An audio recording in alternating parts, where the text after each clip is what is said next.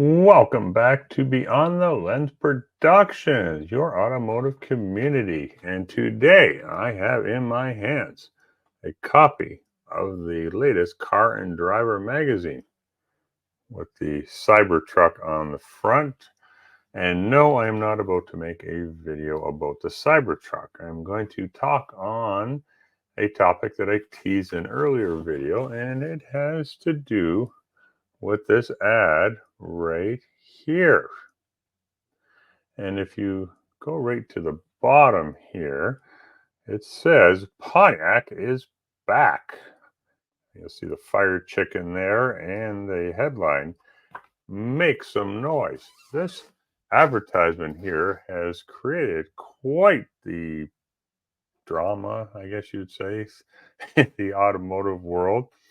Among automotive enthusiasts, a number of people have been doing videos on this. So I figured it was my turn. I haven't looked at them all, but I've looked at a number of the videos out there, and I'm going to take what appears to be the contrary view to what a lot of other YouTubers out there are taking. Now, if you read it right below here where it says Pontiac is back, in the bottom half here is going to say disclaimer. Do you need to be told that this advertisement is fake and not to be taken seriously? Our lawyers think you do. Okay, first of all, whose lawyers are we talking about here?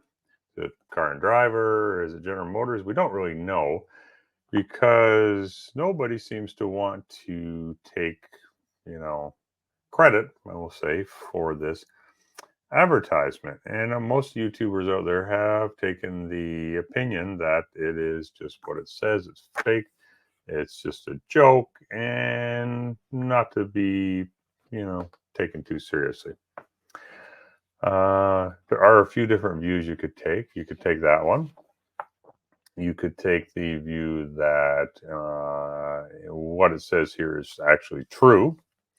I'll read you the actual headline here, or the text above the headline, rather. Pontiac fans, it's been a weird 15 years since we left, hasn't it? Now, we can't definitely say that Pontiac's absence influenced the events we all have been through, but come on. Caffeine comes out of Four Loko, and now it's in lemonade. Everything on the road looks like an Aztec now. You need us. America needs us. The future needs us. So Pontiac is back. Our first model is a hybrid. Surprised? Well, it uses battery and an electric motor to start a 667 horsepower supercharged 372 cubic inch V8. And we think you're going to want one because what else are you going to do? You can't buy a new Dodge Challenger and leave the splitter guards on anymore. Don't worry, we've got you. Our new car's entire front end is a splitter guard. At Pontiac, we're here to offer a future filled with V8s, great sounds, gold pinstripes, and window louvers. And if someone shouts last call, we'll just smuggle in some Coors from Colorado and keep the party going. Okay, there's a lot in here. Some of it I think is just put in here just to actually be funny. Like the last part about smuggling in the Coors from Colorado is a reference from Smokey and the Bandit. Anyhow, I do agree. I have to say that I think the automotive industry needs a vehicle like this, and I think that they could actually make a lot of money from it. Now, I guess we'll start with what happened to Pontiac. Now, Pontiac is being sold in North America for about 82 years before its demise in 2010. And if anybody that was alive then will remember 2010 and that whole era there was just a mess. The whole financial sector was a mess. General Motors filed for bankruptcy.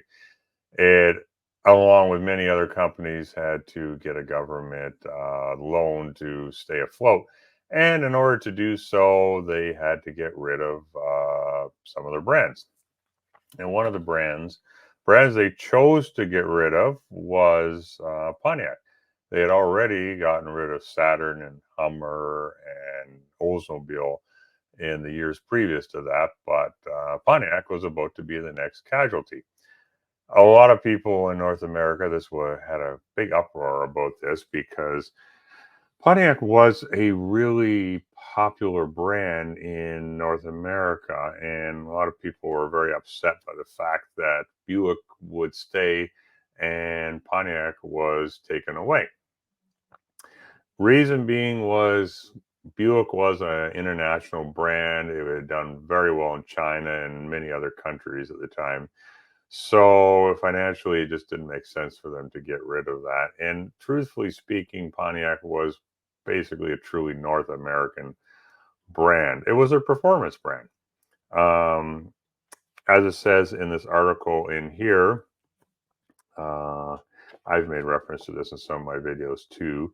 And it said that all the vehicles basically look like Aztecs. And I thought that was a little bit extreme at first, but I actually kind of took a picture of Aztec and kind of compared it to um, some of the crossovers that have become popular in recent years. And I have to admit, there's a lot of similarity in shape to those. So, anyhow, I think the whole market right now, they've become very vanilla.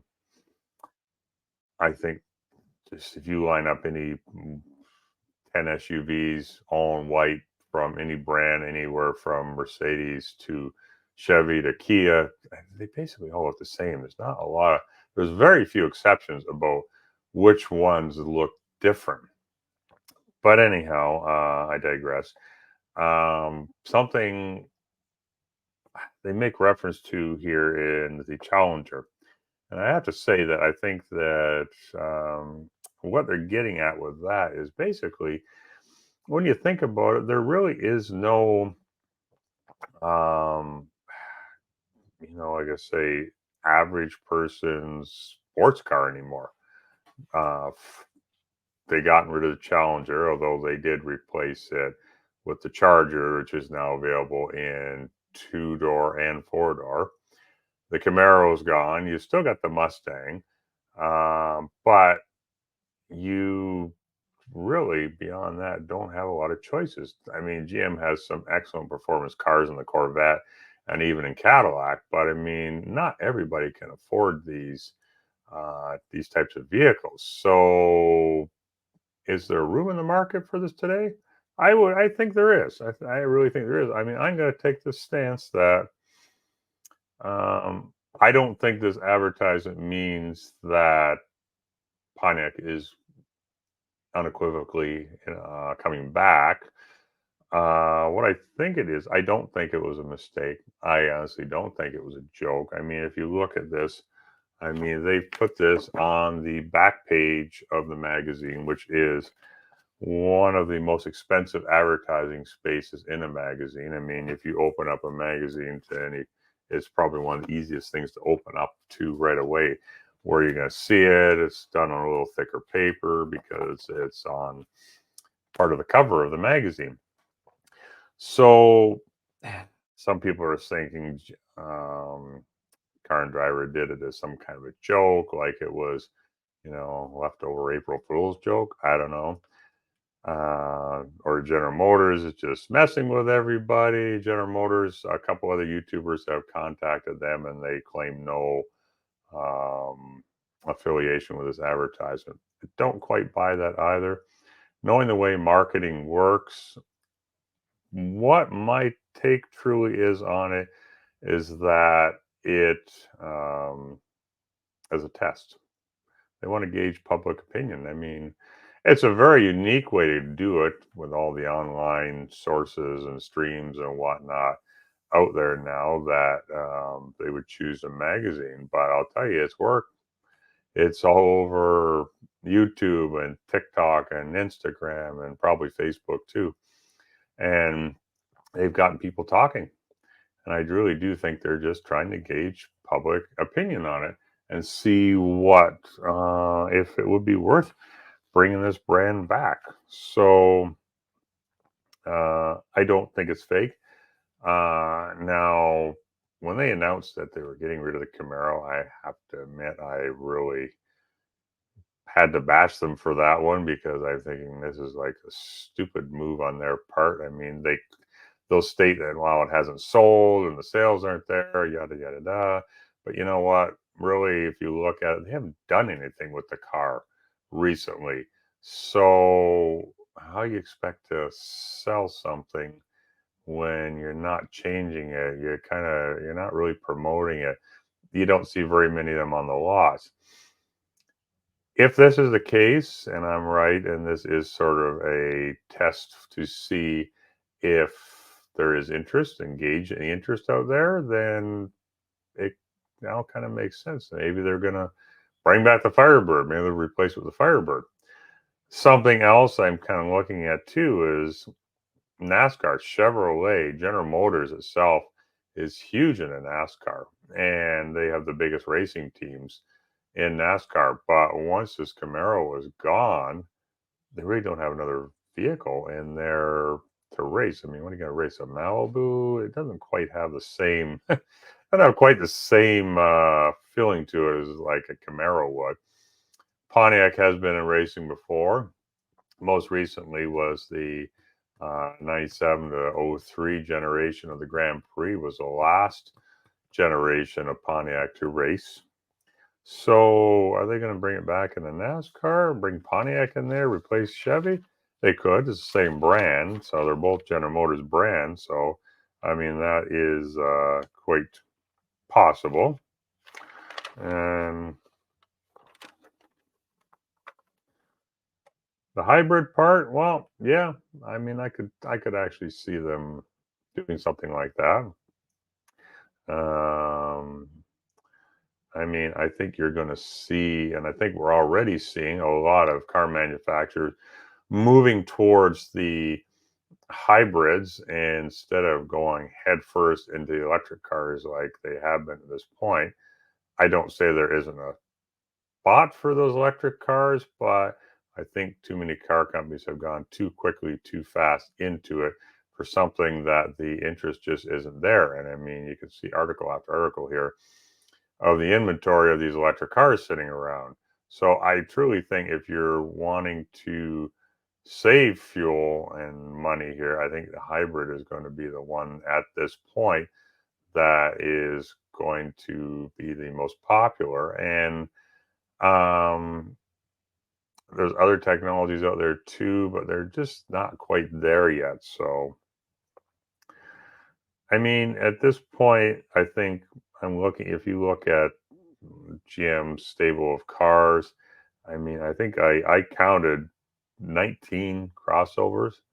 19? I just, and taking this side, point I said earlier about how the crossovers, there's too many of them that all look the same.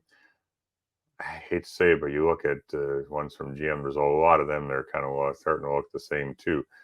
I mean, the Cadillac ones, you kind of set them apart, but even if you kind of stack them amongst each other, they kind of look the same too. But where I'm going with this, I think that there is room in General Motors stable of vehicles for a brand like Pontiac, even a smaller niche brand with, 2 models, maybe 3, I don't know, something like that.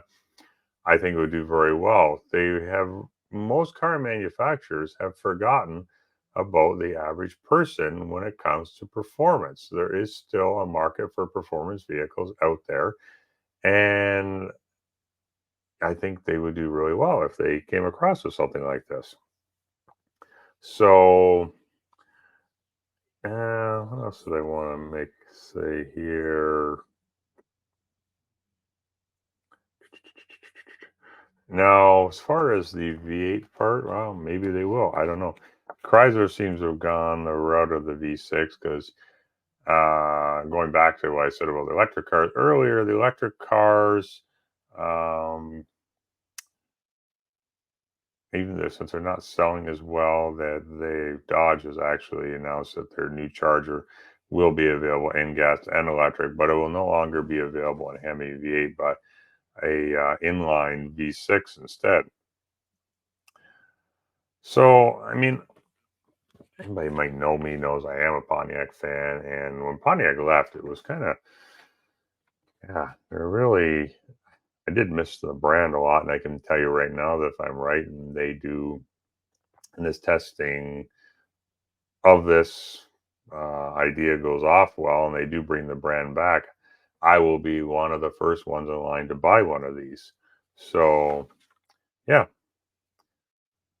Anyhow, so that's my take on it. We'll see. I mean, only time will tell whether or not I'm right here and whether or not it actually comes true.